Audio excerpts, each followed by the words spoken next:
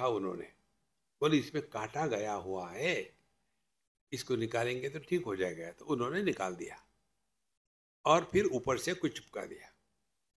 फिर हमने कहा अब ये कैसे ठीक होगा? बोले ये अपने आप ठीक होता है, आपको कुछ नहीं करना है, प्रकृति अपने आप ठीक हो जाती है। और फिर जब वो हम देख रहे थे, उस समय हमको ये ज्ञान हो गया जो आपको बता रहे हैं। क्या?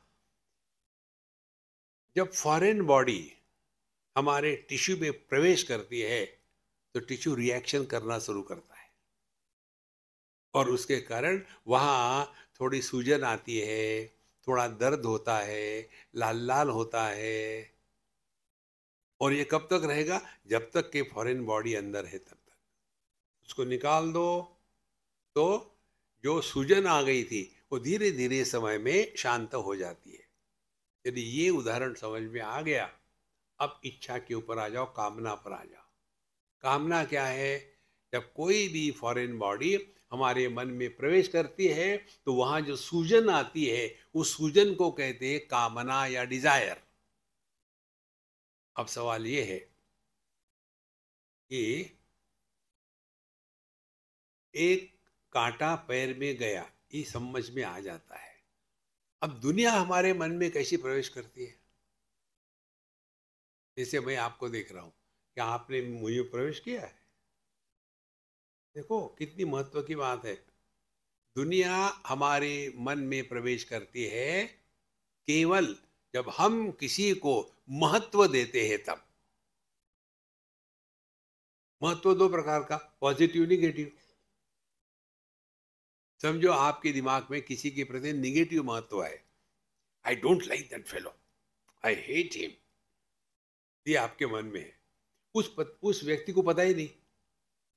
वो आएगा, Swami ji how are you, अरे राम आ गया ये सुबह सुबह, उसको तो पता ही नहीं बेचारे को।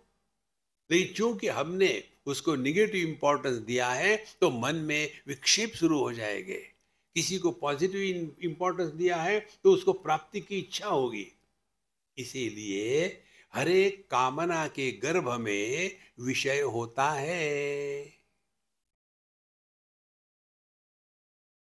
यदि हम समझदारी से अपने अंतःकरण से ये विषयों को निकाल दे तो निर्विषय मन जो है यही चैतन्य है। बंधाय विषयासक्तम मुक्तम निर्विषयम स्मृतम। यही बात यहाँ कहते हैं, सजन्यादि भेद कलना कलितो बलियान। और इसका इतना प्रभाव हो जाता है हमारे अंतःकरण पर, ये काम क्रोध लोभ इत्यादि, तो अपूर्व कोशम अभिपूर्यम विजृंभते विजृंभते यहाँ। फिर जो हमारे मन में कामना हो गई उसके बाद हम अपने प्राणमय कोश को साथ लेंगे और फिर कर्म करके अपनी कामना को पूरा करने का प्रयत्न करेंगे। तो तीन बातें हैं। यदि आपके मन में कामना नहीं तो आप प्राणमय कोश एक्साइटेड नहीं होगे, और यदि एक्साइटेड नहीं है तो आप कर्म नहीं करोगे। कर्म का जन्म कहां से होता है? देखो कितनी सिंपल बात है।